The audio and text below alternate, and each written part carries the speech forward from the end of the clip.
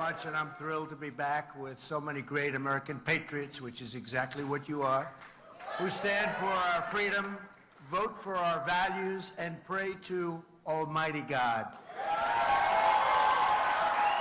I want to thank a very good friend and one of the conservative movement's finest leader. He really is a leader in many ways. Tony Perkins, he's done a fantastic job. Thank you, Tony. Thank you very much. Let's also express our gratitude to the entire team at the Family Research Council for their 4 decades of outstanding work in defense of the American family and culture and God.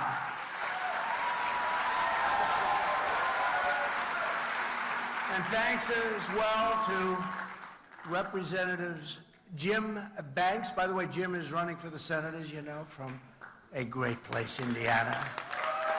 And he's essentially, you have nobody, do you have anybody running? Where's Jim? I think he's not got anybody even wants to take him on. He's going to get it without a fight. Can you imagine? Where is Jim? Thank you, Jim. Thank you, Jim. He's unopposed. I haven't even heard about that for a long time, especially from Indiana. But he's fantastic. And Ronnie Jackson. Ronnie, would you stand up, please? Ronnie Jackson. He's a doctor. He's an admiral. And he's a congressman. Where's Ronnie? We love Ronnie. Where is he?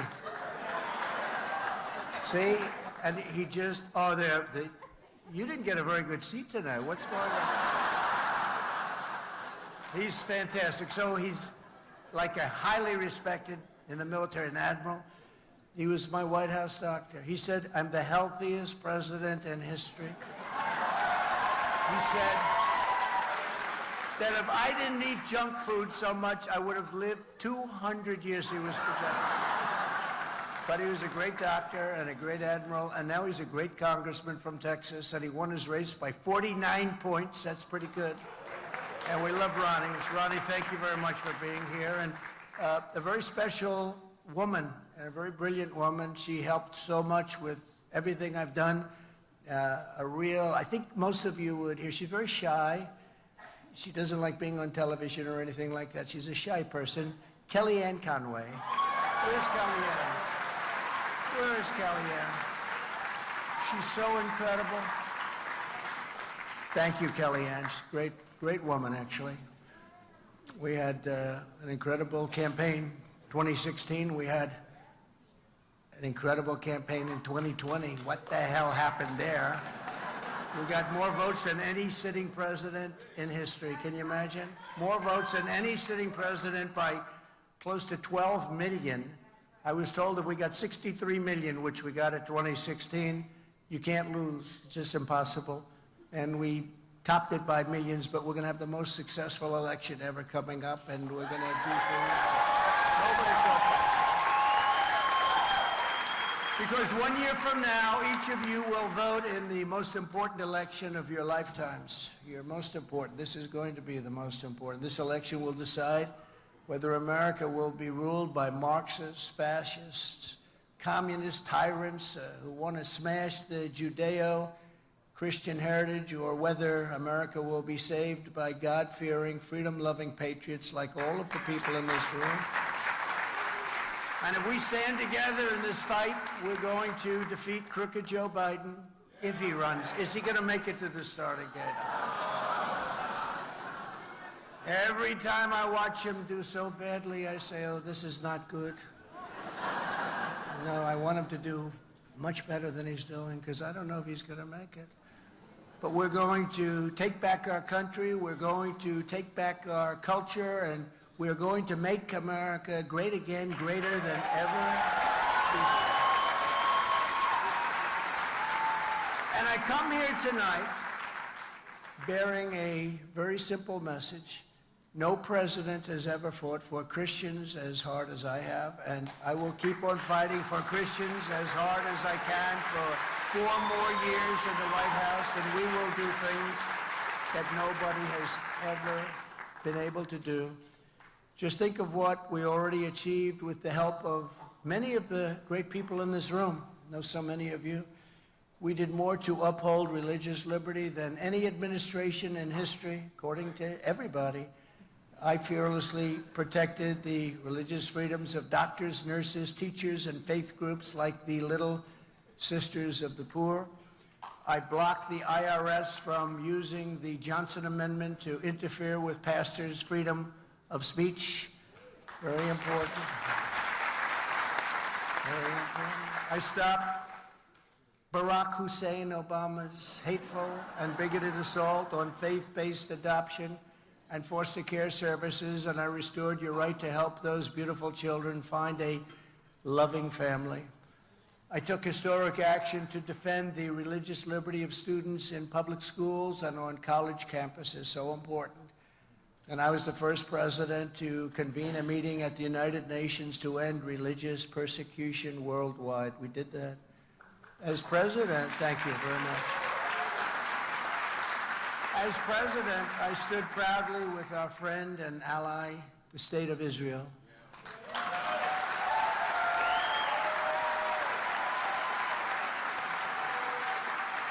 I kept my promise, recognized Israel's eternal capital, and opened the American Embassy in Jerusalem.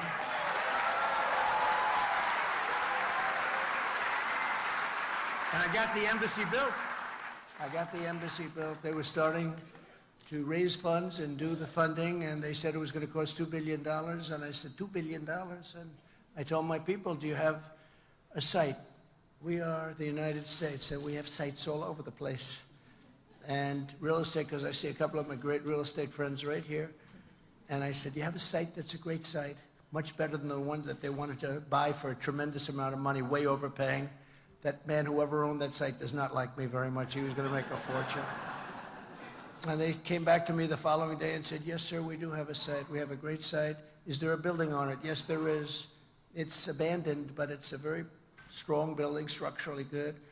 And I took that building and I said, I called off everything.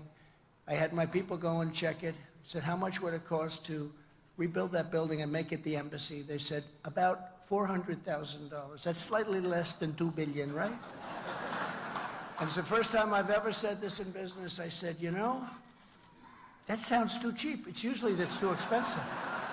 I said, that sounds too cheap. That's too inexpensive. So let's make it a little bit more. Let's spend a little bit more. We'll make it $500,000. And we got it built for $500,000, and we used Jerusalem stone. Jerusalem stone is a very rare and beautiful stone, unless you're in Jerusalem. And a friend of mine has office space at a beautiful office building in New York, and every time I walk in, he tells me about, this is Jerusalem stone. Look, the wall opposite the elevator. And he's so proud of the Jerusalem stone. He said, I paid a fortune for it. He's told me that every time I walk in, he tells me about Jerusalem stone. So what I did is I said, do you think we could do the whole building in Jerusalem stone? Absolutely. We have so much Jerusalem stone.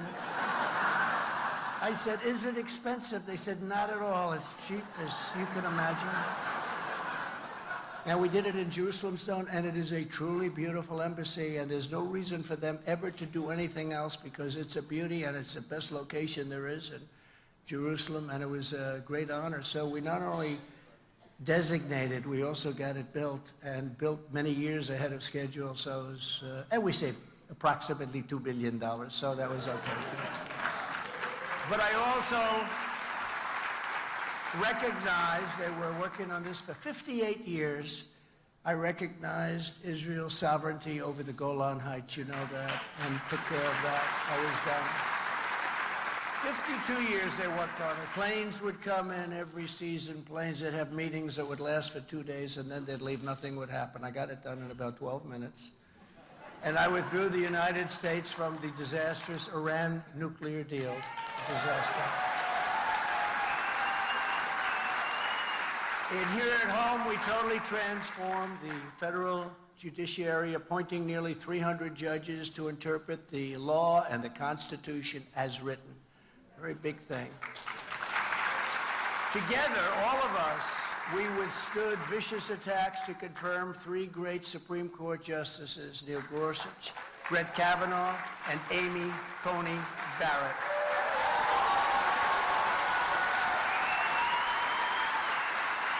I'm also very proud to be the most pro-life president in American history. Very proud. Thank you. From my very first day in office, I took action to protect the unborn. I reinstated the Mexico City policy. You know what that is? Stopped taxpayer funding for the abortion industrial complex, which is what it's called. And I was the first sitting president to ever attend the March for Life rally right here in Washington, D.C.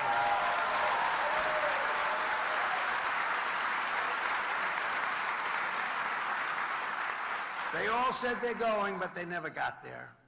1 year ago, in a victory that conservatives had been seeking for exactly 50 years, those Supreme Court justices, together with others on the court, ruled to end the moral and constitutional atrocity known as Roe v. Wade.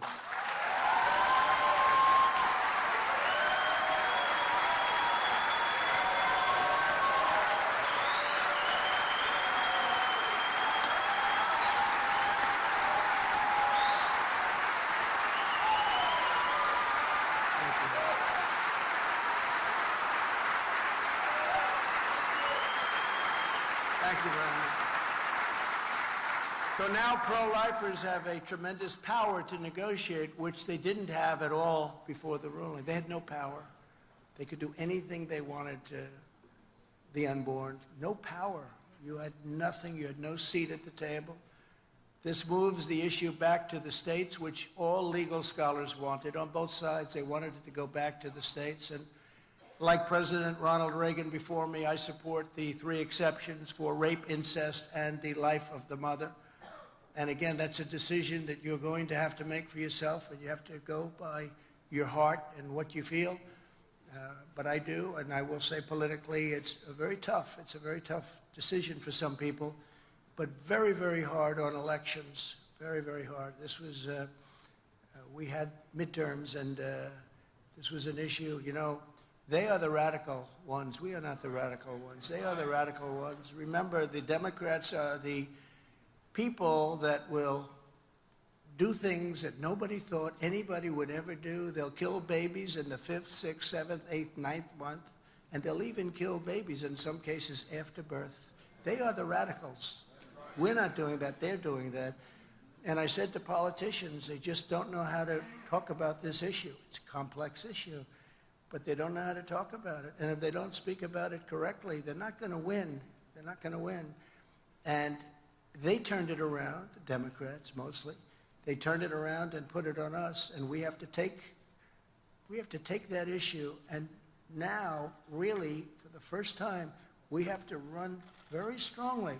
But we have to know how to speak. I watch some of these politicians speaking, and it's so bad. They don't understand what it is that they're talking about, and they lost a lot of elections, and we can't let that happen. This was a great victory, but you have to be able to talk, and you have to say exactly that. They are a group of people that are willing to do things that nobody thought ever would be acceptable. In other countries, many other countries, it's not acceptable. Just this week, Kamala Harris, did you ever hear of her? She refused 7 times in a row to say that she opposes abortion on demand. She refused to say it right up until the moment of birth. And again, in some cases, you have after birth. It's just murder. After birth. And you have, in some cases, legislation. If you remember the former governor of Virginia, he got up. Michael Jackson, remember his wife said he was going to do, he got into a lot of trouble. And he was going to imitate Michael Jackson moonwalking. And his wife said, no, don't do it. And she saved him a great embarrassment. But he talked about the baby is born. And after the baby is born, we talk to the mother. And we make a decision on what to do. This is after the baby is born. And people have to understand what's going on. But now you have this tremendous power to negotiate something. And something will be negotiated because we have to bring our country together on this issue. Something's going to happen. We had to get rid of that. We did it from many standpoints, including every single scholar. Everybody wanted it to go back to the states. and now we can win elections on this issue. But it's very delicate, and explaining it properly is extremely important. Many politicians who are pro-life do not know how to properly discuss a topic which is so important to the people in this room and so important to millions and millions of people in our country. You know, that poll's 51-49, and it goes both ways. It's been that way for many years. Sometimes pro-life, it's 51, sometimes it's 49, but it's been this way there are other issues, by the way, that haven't been. They started off there, but now they're issues that have been settled. But it's 51-49, and it's been that way for many, many years. We gave them this incredible power to negotiate a great deal. We gave people representing us, and maybe that will be me, but we gave people representing us an incredible power to do something that's really a fantastic thing if we can do this. And we're going to get it done. And you all know what I mean. Before the termination of Roe v. Wade, there was just no power, no rights, no anything. So we're going to do something because done properly, our nation, after 52 years, can finally come together. It's a very important thing for so many different from so many different views. And just in finishing on that, and I think it's it's something we have to say, and something has to be said. We have to know how to deal with that issue properly. And again, you have to follow your heart, you have to follow your beliefs, you have to follow God, but it's an issue that we have to get resolved in our country. In another great victory for our movement last year, the Supreme Court issued a landmark decision protecting school prayer. So many great rulings. School prayer. And just a few months ago, the justices also ruled to do something that I never thought you'd see ever. You know, we're a merit-based country, and they put forward a decision where we have merit-based education again, so that if you are the hardest working student, and if you have all A's and you did well on your boards or whatever you have to do to get into school, somebody with C's and C pluses and B's aren't going to be taking your place.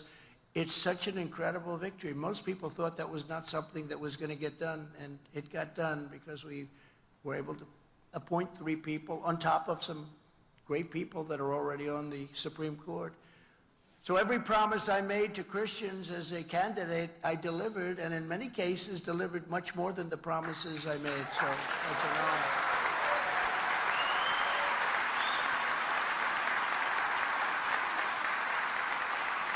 Through 4 magnificent years, I was proud to be your relentless champion for freedom, for life, for liberty, and for the great biblical traditions of Western civilization. And that's what it is. These are great, great traditions. I was honored to get up every single day and do battle on your behalf. Oh, I did battle. You probably read about some of those battles. I'm still doing battle, doing more battle than anybody even understands. But I wanted to and had to stand up to the communists, the Marxists, the atheists, and the evil and demonic forces that want to destroy our country. They're destroying our country. I took their fire and I did it gladly. I'm protecting the people in this room. I'm protecting the people of this nation. And I have to tell you, it's not easy, but it's something that's such an honor to be doing. It's no wonder. Thank you.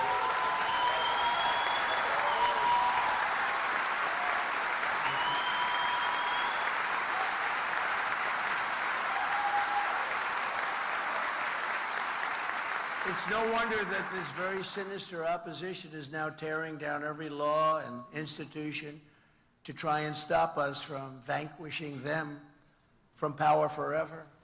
As you know, crooked Joe Biden and the radical left thugs who have weaponized law enforcement to arrest their leading political opponent, and leading by a lot, including Obama.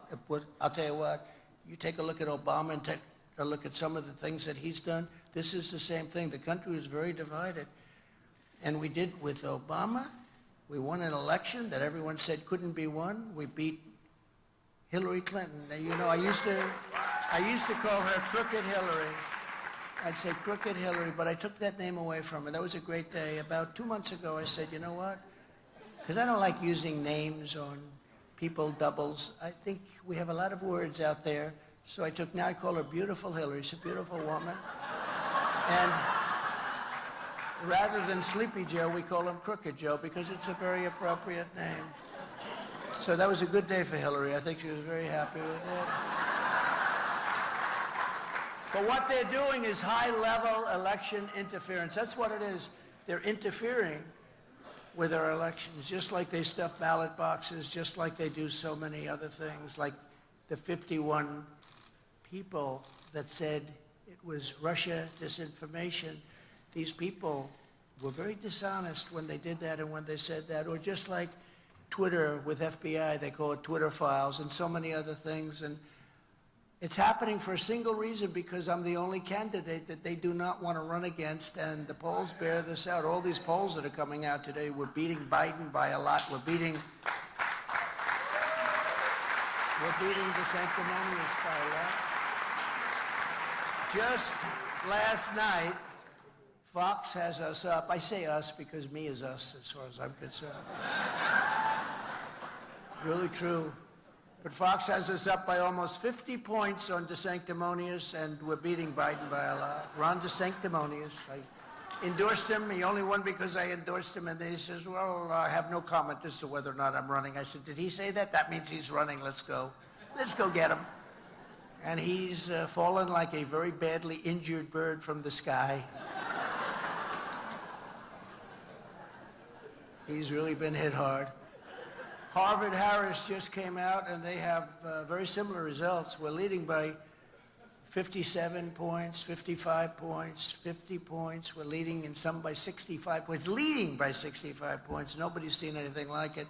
And a lot of it, you know, I read where people love my policy, but they don't like me. I think they like me. What's not to like?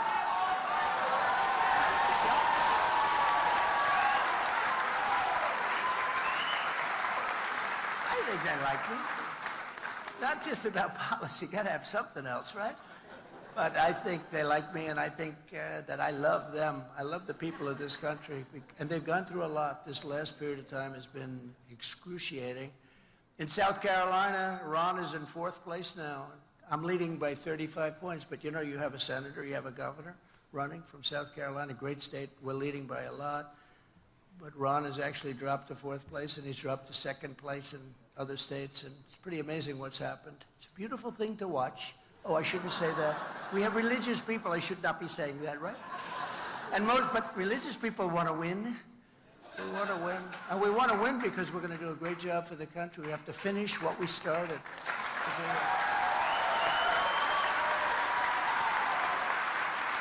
But most importantly, in just about all of these polls, that we're beating Biden by a lot. And it was a big story today. A lot of great stories being written. And do you remember in 2016 and 2020, I talk about the polls, but only if I was doing well. If I was doing poorly, I wouldn't talk about it. But we never had a period where we were doing very poorly, I will say that. I wasn't running, or if I wasn't, and if I wasn't running, or if I was in 5th place, or 4th place, or 3rd place, or 10th place, none of this horrible election interference would have happened. It wouldn't be happening. I wouldn't be going through any trials and tribulations. I wouldn't have had the mugshot. I wouldn't have needed it. That shot has been something, hasn't it?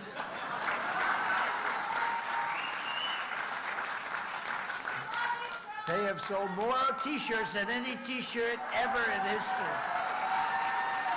They're all over the place. I see pictures of people that are walking the streets of New York. Even, I must say, some of the illegal immigrants that came in, they've got my mugshot on. That thing, I don't know how they make these things so quickly, but they do. But we've become very much a banana republic with what they're doing to our country. We're like a banana republic. We're like a 3rd world country.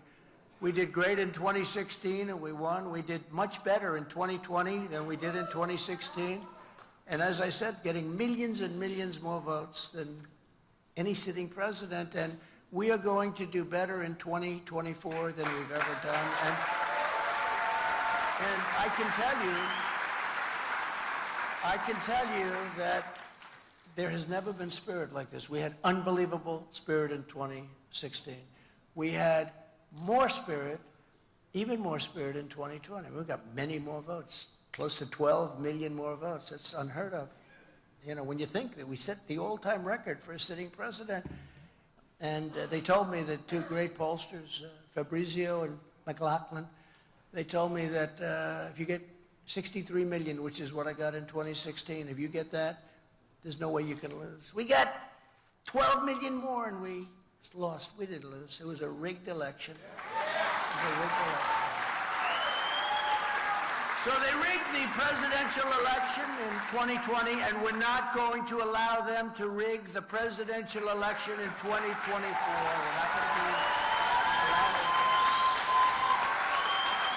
not going to allow it. We'll lose our country. We're not going to have a country. Every time the radical left Democrats, Marxists, communists, and fascists indict me, I consider it a great badge of honor, because I am being indicted for you. Thanks a lot. I appreciate that. Our great First Lady who's watching. Look at all of the media back here, the fake news. But she's watching. She said, "You're taking a lot of bullets." I said, "That's okay. We're doing it for a great country. We can't lose our country. We're close to losing our country." As an example, today, we had this prosecutor, deranged Jack Smith. Has anyone ever heard of him? I wonder what his name used to be. Jack Smith. Sounds so nice, doesn't it? He's a deranged individual, and he wants to take away my First Amendment rights. They went to court to get an order that I can't speak. Now, you got to understand, I'm the leading candidate by 50 points, and I'm leading Biden by a lot. And they want to see if they can silence me. So the media, the fake news, will ask me a question. I'm sorry, I won't be able to answer that. How do you think we do in that election? So we're going to have a little bit of a fun with that, I think, because that's a tough one. Can you imagine? So we have somebody weaponizing. We have this incompetent president put somebody in to essentially rig the election just like they did before. And what this does, it sets a tremendously bad precedent, because you look at what's happened with this.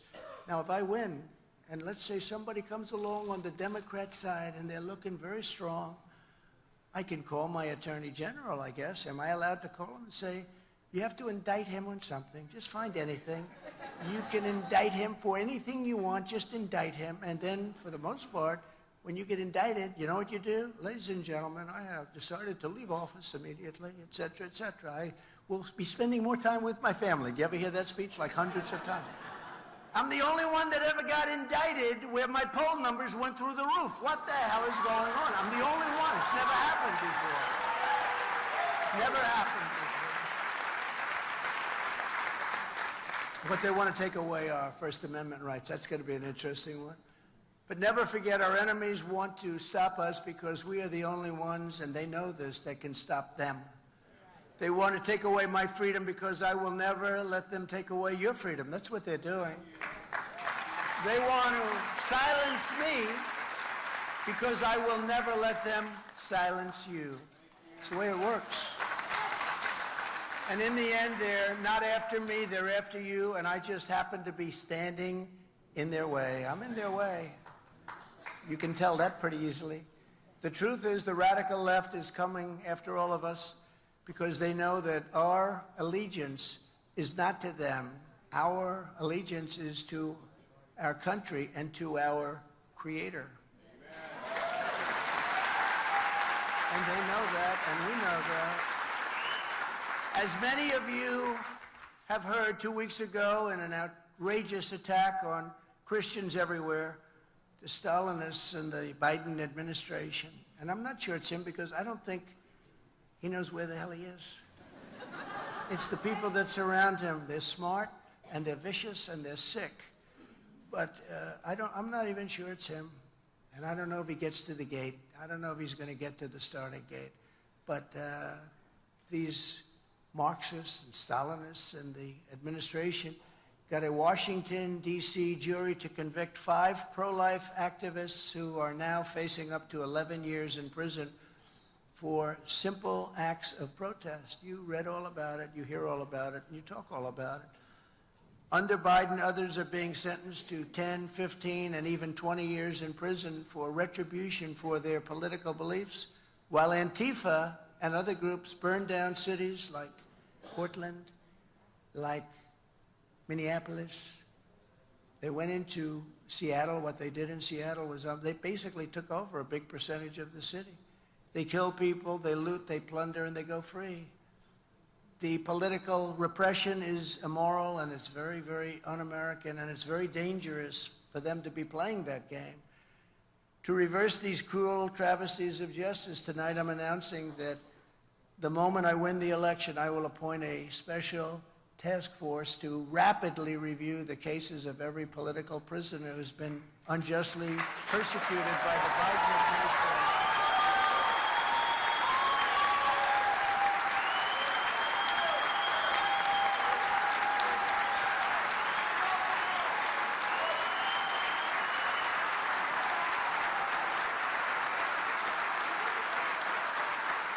Thank you. Well, you know what's going on better than anybody, so that I can study the situation very quickly and sign their pardons or commutations on day one. I want to sign them on day one. I want to see what's going on. It's a horrible thing that's happening. 22 years, 18 years, 10 years. It's a terrible thing. There's never been a thing like this happen in our country. Never again will the federal government be used to target the religious believers, and that's what they're doing. They're targeting many people, but also, and in particular, religious believers. Americans of faith are not a threat to our country. Americans of faith are the soul of our country. Very important. They're the soul of our country. When I'm reelected, I will totally obliterate the deep. And I'm going to do this. We fired Comey, we fired a lot of these characters from the FBI, but boy, that deep state is deeper than we thought. Then we had COVID come in, and we had a focus on that, and we did a great job on that, as good as it could be, considering nobody knew what it was.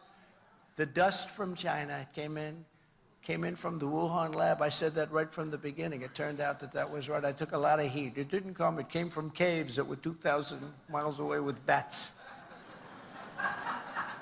Then they blamed Italy. It came from Italy. Then they said they blamed France. They blamed everybody. Then they even blamed the United States, and we wouldn't let them do that. The horrible destruction of lives and the horrible, what this did to the world. $50 trillion in damage, it's estimated, $50 trillion. And we're going to get to the bottom of it. When I'm reelected, I will totally we're going to obliterate the deep state, the corrupt agencies. The corrupt agencies will be defunded, the domestic spying will be halted, the real criminals will be investigated, and the rogue bureaucrats will be escorted right out of these beautiful federal buildings that we own all over the place. But all of that is only the beginning. Here is just some of the agenda that I'll immediately implement when we become the 47th President of the United States.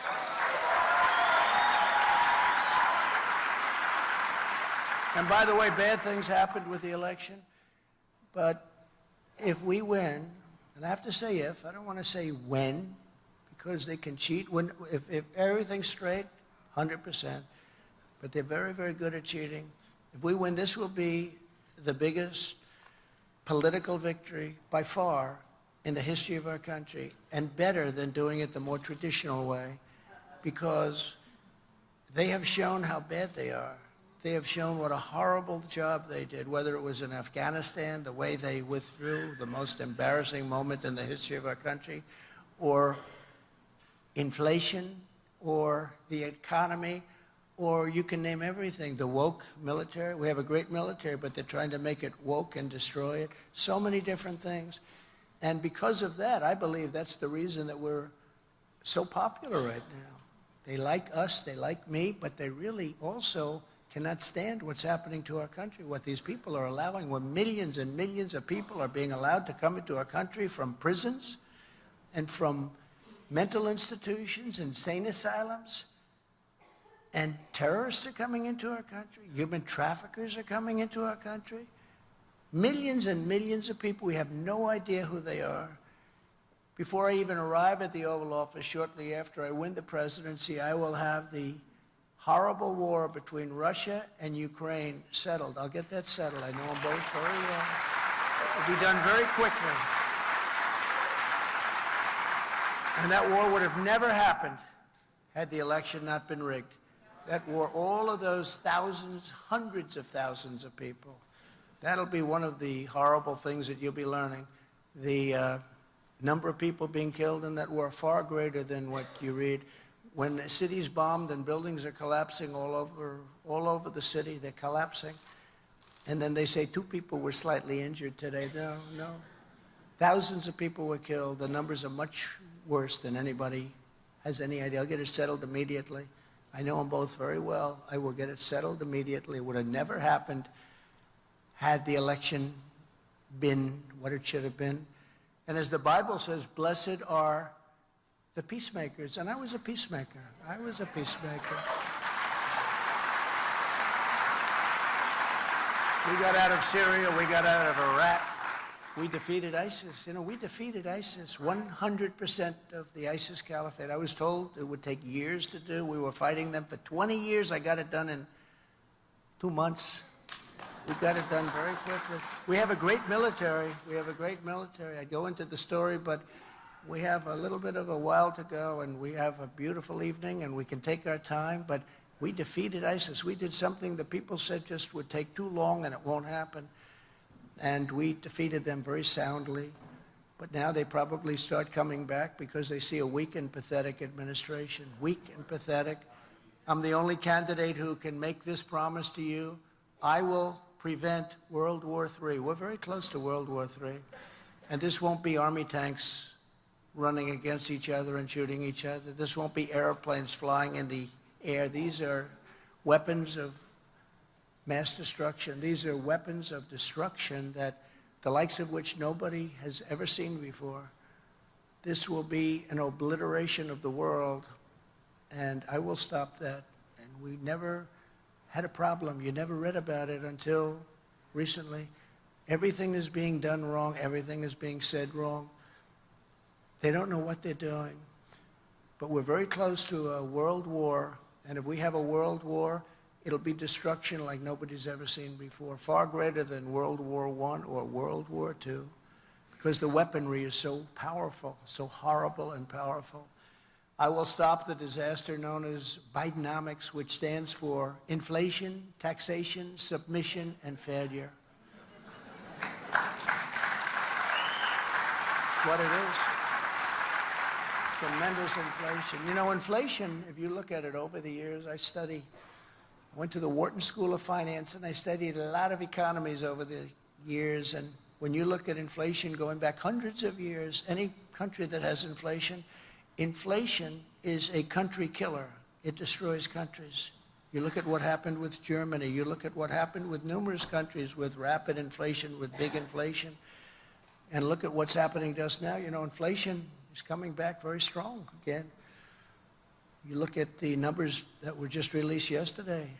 They don't know what to do. It's coming back very strong.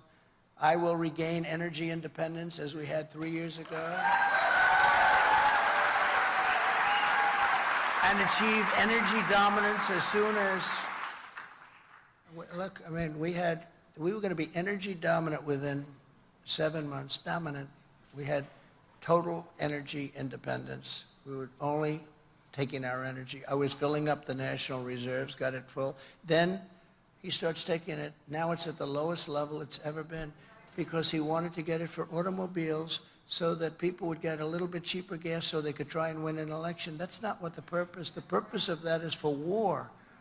The purpose for war, and it's almost down, it's almost dry right now. It's never been at a level like this. We'll take care of that, but we will, you know, we were ready to make so much, and we were going to supply oil and gas to Europe at levels like nobody has ever done. And we were in third place. When I took over, we were in third place, and a deep third. We were quite a bit away from Russia, and then Saudi Arabia was at the top. And the day that I left, we were substantially more than Saudi Arabia, and we would have been substantially more than that. We have more than anybody else. We have more liquid gold, beautiful term, because that's what it is, it's gold. And we have it and other countries don't. But think of it, we have more of it than Saudi Arabia, we have more of it than Russia. And we were going to double up, be double the size of what we had just then, and over a period of 2 or 3 years, we were going to be selling so much clean energy, clean gas. We were going to sell so much to Europe and other countries that we were going to start paying off our $35 trillion. It was all set to go, $35 trillion in debt, and we were going to start paying it off. We were going to do further tax reductions. We got you the largest tax reductions in history, if you know that, bigger than the Ronald Reagan reduction. We got you the biggest regulatory cuts in history, and that's what created the greatest economy in the history of the world. We had the greatest economy in the history of the world. You look at the numbers. I watch them today. I was watching Larry Kudlow, and he was comparing us with Biden and with other times and other presidents, and there was nobody close to what we did. We did something that nobody was able to do. You know, we gave big tax cuts, and yet we took in much more revenue. Nobody thought that was possible. We took in much more revenue with the big tax cuts, and companies were now incentivized to bring trillions of dollars back into our country. I will always protect Medicare and Social Security for our great seniors. Ron DeSantis is not going to do that. He fought it. He wanted to fight it. He went after Social Security. Upon my inauguration, I will terminate every open border policy of the Biden administration and commence the largest deportation operation in American history. We have no choice. This is not sustainable. You don't have to know very much to know. I looked at Tucson, Arizona today. Did you see that? Thousands and thousands of people all over. People walk out of their house, they say, what's happened to our beautiful place? But this is in many towns and cities all over. Look at New York City. But, you know, you see New York, but you don't see other places so much. And it's happening like that. Much worse, actually, much worse. This is not sustainable. No country can sustain it or financially can sustain it. Nobody could possibly sustain something like this. And they're putting young children into schools who don't speak any English, and they're in school. Nobody is there to teach them. They're sitting in class. They don't understand anything that's going on in the school. It's a horrible situation, and it would have never happened in a year. We had the strongest border in history. Now we have the worst border in the history of the world. There's never been a third world country that had a border like this, ever. There's never been anything like it. We built nearly 500 miles of border wall. You know, they like to say we built 57 miles. No, we built over 500. In fact, if you look at the various government statistics, we did a great job. And I had to fight Paul Ryan. I call him Paul Rhino. But I had to fight Paul Rhino, and I had to fight Mitch McConnell, another beauty. And I ended up taking the money out of the military. I said, it's an invasion, I'm sorry. And we built 500 miles of wall, which is what it is. It's an invasion. And then was ready to do another. We had already the wall built, and we were going to add another 200. I wanted to do 5. We did 5. I was going to add another 200. We built it. It was all set. All we had to do was erect it. Very simple. Could have been done in 3 to 4 weeks. And then we had the election situation, and they took over. And they actually took it away and put it in faraway places. And Texas wanted to buy it and put it up, and they wouldn't sell it to them. And Arizona wanted to buy it and put it up, and they wouldn't sell it to them. But we got Mexico to give us 28,000 soldiers free of charge. That was an amazing thing. I went to the State Department. I said, Mexico has to do this. They have to do this. And they said, they'll never do it, sir. I said, yes, they will, 100%. And we had a little negotiation with Mexico. And I said to them, listen, if you don't do it, they said, no, we're not going to do it under any circumstances. And I happen to like the president of Mexico, even though he's a socialist, but you can't have everything, right? I like him. He's a good man, but he's a little different than my way of thinking. And I said, no, you're going to do it. And I met with their top representative, and he sort of laughed at me when I said, you're going to give us 28,000 soldiers free of charge. And he said, no, we're not going to do that. I said, here's the story. I have in front of me a piece of paper, and the paper says very strongly that on Monday morning at 7 o'clock, you're going to be charged 25% tariffs on all of the cars that you're sending into the United States. You know, they took 32% of our automobile business prior to us getting there, 32%. They send millions of cars in. They said, we're going to tax you 25% and 25% on every other product you sell into the United States. And he said, sir, do you mind if I make a phone call? It'll just take a minute. And he came back 5 minutes later and he said, sir, we'd be honored to let you have $28,000. It was rather amazing. Rather amazing. And the woman in the State Department, who's actually a very good woman, she has never won any of these things, but she was a good woman. She said, I've never seen anything like that in my life. But we also got Remain in Mexico. That means they stay in Mexico. They don't come in, they stay in Mexico. And Biden ended that. And that was not easy to get. And in fact, they went to a judge to have it terminated. And the judge said, you can't do this. You'll destroy our country. He let it stay. He wouldn't do it. But it terminated in 6 months. And it should have never been done. And deported illegal aliens by the tens of thousands. We had MS-13, the meanest gang. They killed 2 young girls with knives, walking to school in Long Island. They killed them with knives. They carved them up because shooting is too quick. They loved using knives. They're sick. And by the way, we have people in ICE and Border Patrol. They're unbelievable. They're patriots. They're incredible. If we didn't have them, this country would be overrun. They don't get enough credit. And they'll run into a nest of, they call them a nest, and they'll run and you'll see those fists. And I have a lot of friends that are in these front rows, and some of them are tough, but they don't want this job. This is not for them, I will tell you. But these guys are tough and smart and incredible patriots, and it's a very dangerous living, but they do an incredible job. We took them out by the thousands and thousands, and you know, when I first came, I said, no, we have to bring them back to their country of origin. And they said, sir, they won't accept them. Under President Obama, they wouldn't accept them. They would actually put airplanes on the runway so you couldn't land the plane loaded up with gang members and very bad people. Prisoners came into our country. And I said, how much money do we give these countries? Sir, $750 million a year. That's a lot. They said, $750 million. All right, ended immediately. And the next morning, all 3 called me up separately. Sir, there seems to be a miscommunication. What's the problem? I said, you're not taking back your people that came illegally into our country. We want you to take them back. Sir, we would be honored to take them back. We would love to have MS-13 back in our country, sir. Sir, when will the payments start? It's amazing. I mean, we just don't use the powers that we have. We have tremendous economic powers that we don't use. That includes with China. We took in more money with China than anybody. Nobody has ever even come close. We took in hundreds of billions of dollars with China. They were dumping steel, ruining our steel industry. They were doing things that we shouldn't have done.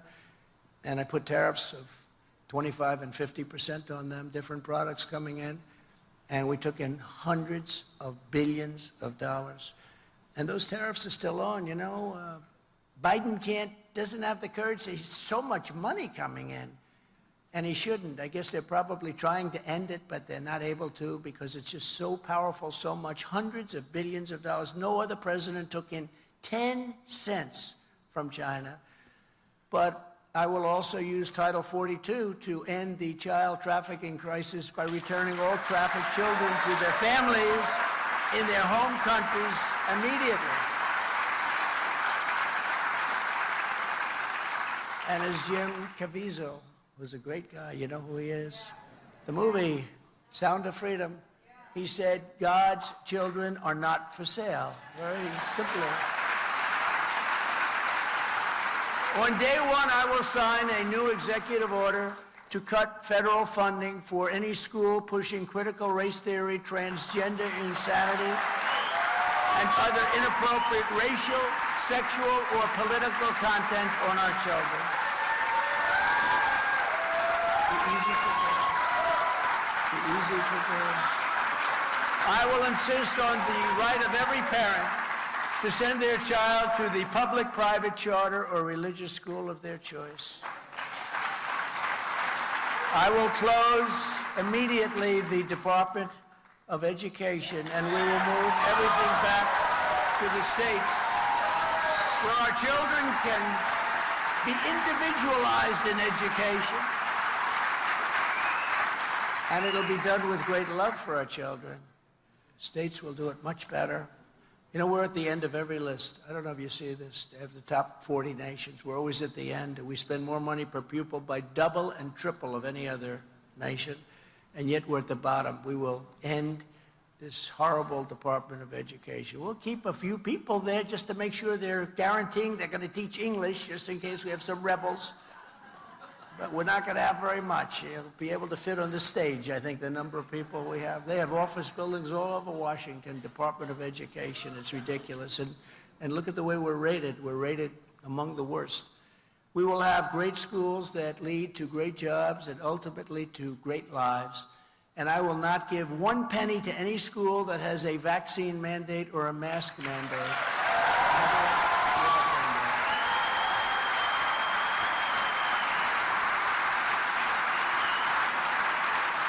And I will keep men out of women's sports. Does that make sense?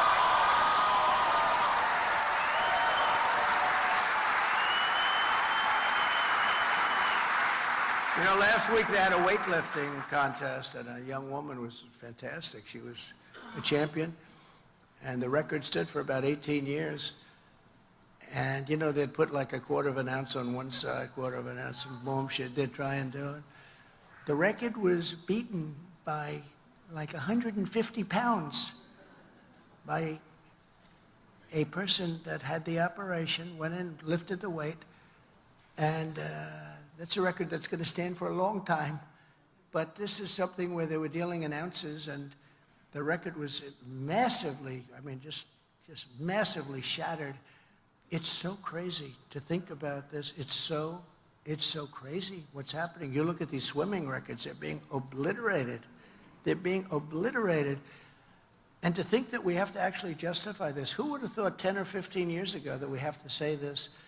You have to just say, you know, can't do it, you can't do it. And it's very demeaning to women, by the way, very, very demeaning.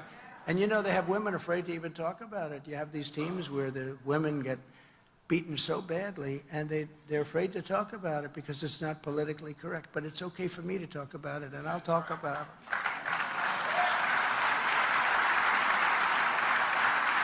And another thing, and probably number one on my list, who would believe that I have to say that I will sign a law prohibiting child sexual mutilation? Think of it, sexual mutilation in all 50 states. 10 years ago, you know, who would have to say that? They mutilate our children, and we're not going to let that happen. But who would think that we have to say this?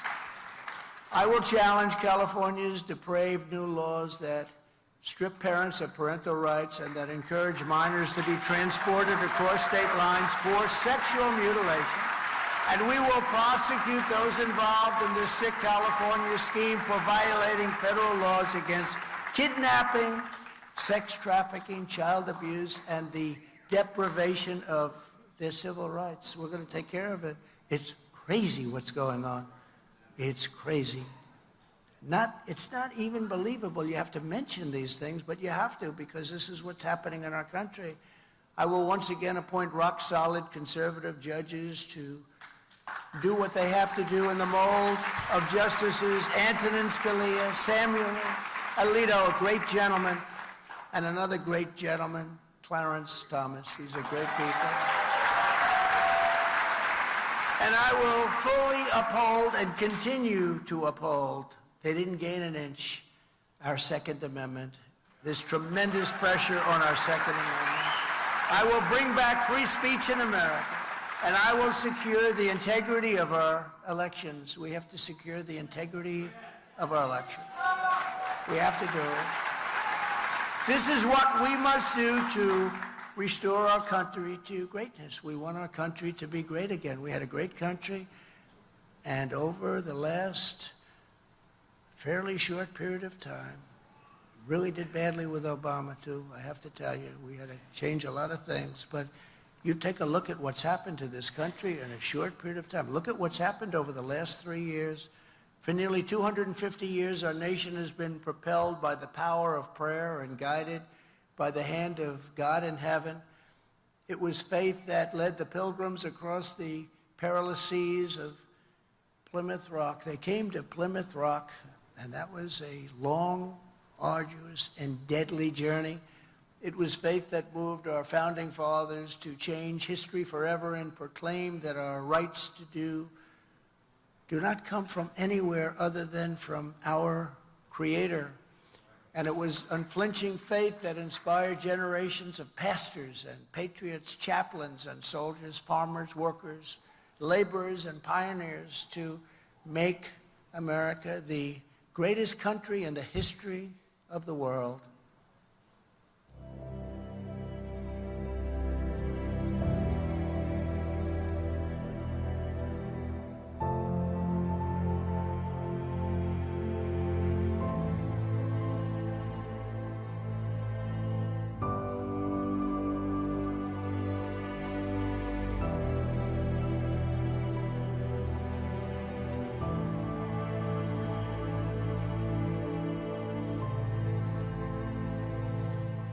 But now, we are a nation in decline.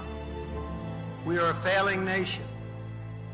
We are a nation that has the highest inflation in 50 years, where banks are collapsing and interest rates have gone absolutely through the roof. Likewise, we are a nation where energy costs have reached the highest in our history. We are no longer energy independent or energy dominant as we were just a few short years ago. We are a nation that is begging Venezuela and many others for oil. Please, please, please help us, Joe Biden says, yet we have more liquid gold right under our feet than any other nation. We are a nation that just heard that Saudi Arabia and Russia will be reducing their output of oil and substantially increasing the price, and met that threat by announcing that we will no longer be drilling for oil in large areas of Alaska.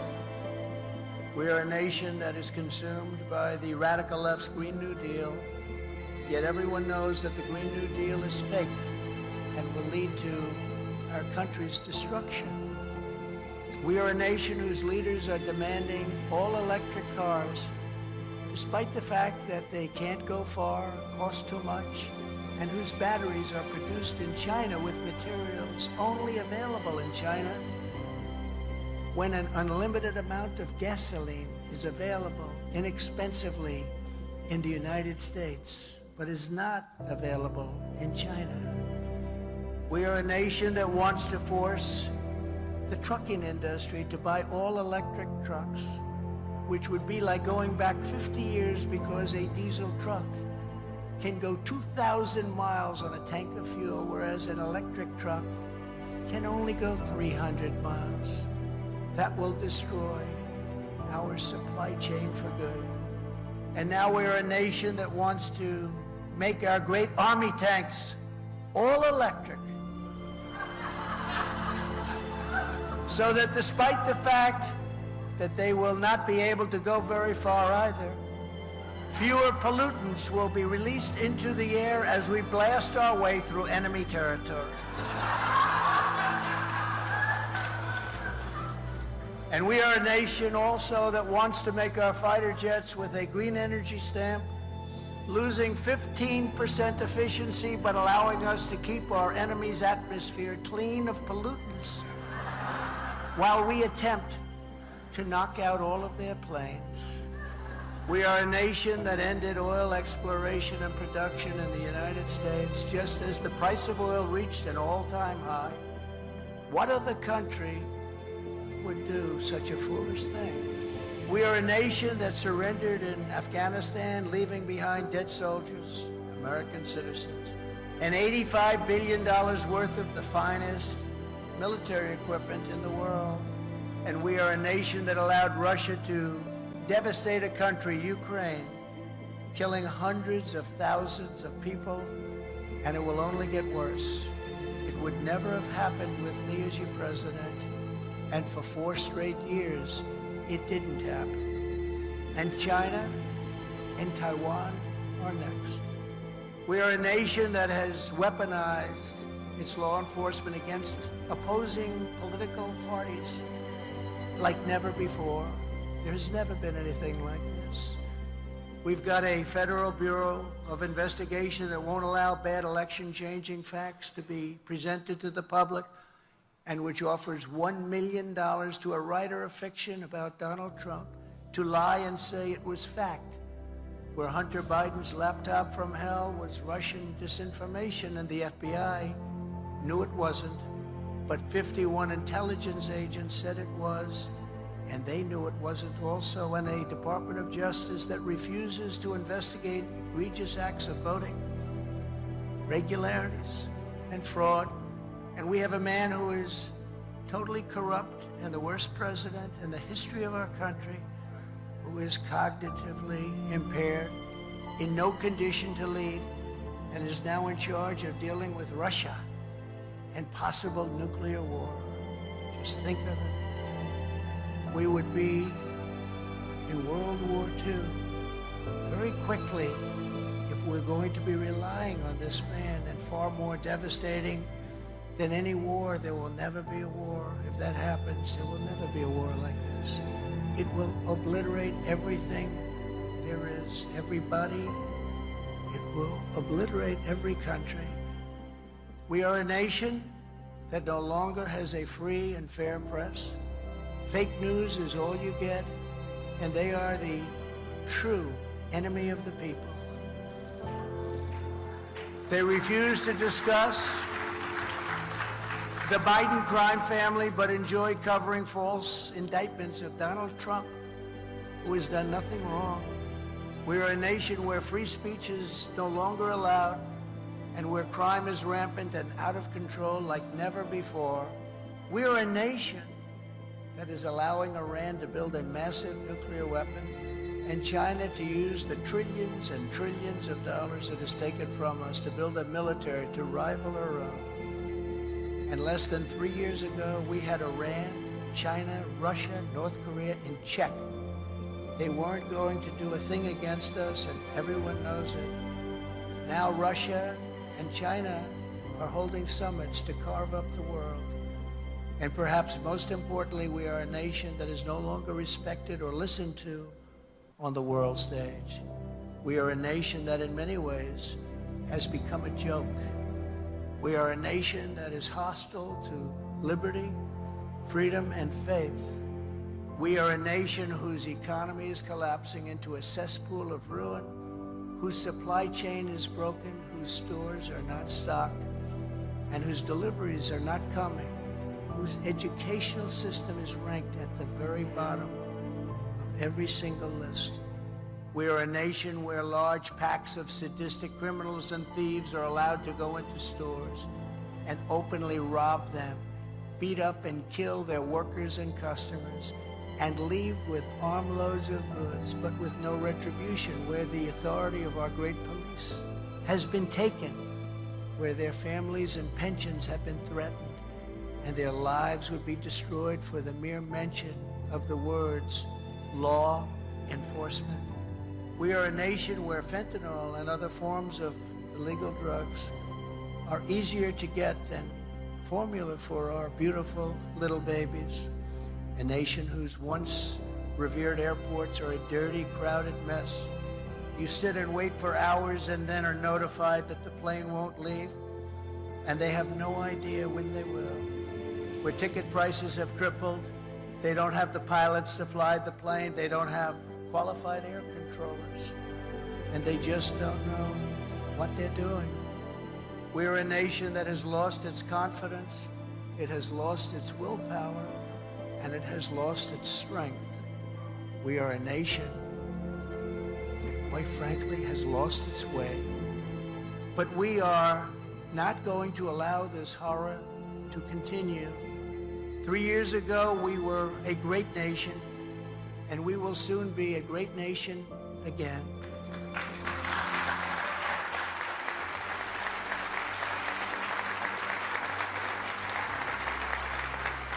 It was God-fearing patriots like you who built this country, and it is God-fearing patriots like you who are going to save our country. 2024 is our final battle.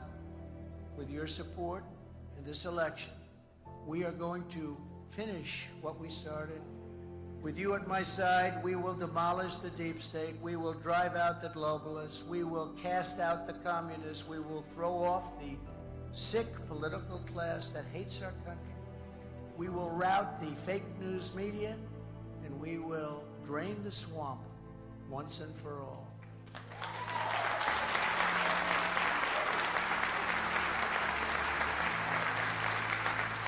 1 year from now, together, we will evict crooked Joe Biden from the White House. And we will take back our country with a righteous and magnificent victory on Election Day 2024. We are one movement, one people, one family, and one glorious nation under God. And together we will make America powerful again. We will make America wealthy again. We will make America strong again. We will make America proud again. We will make America safe again. And we will make America great again. Thank you.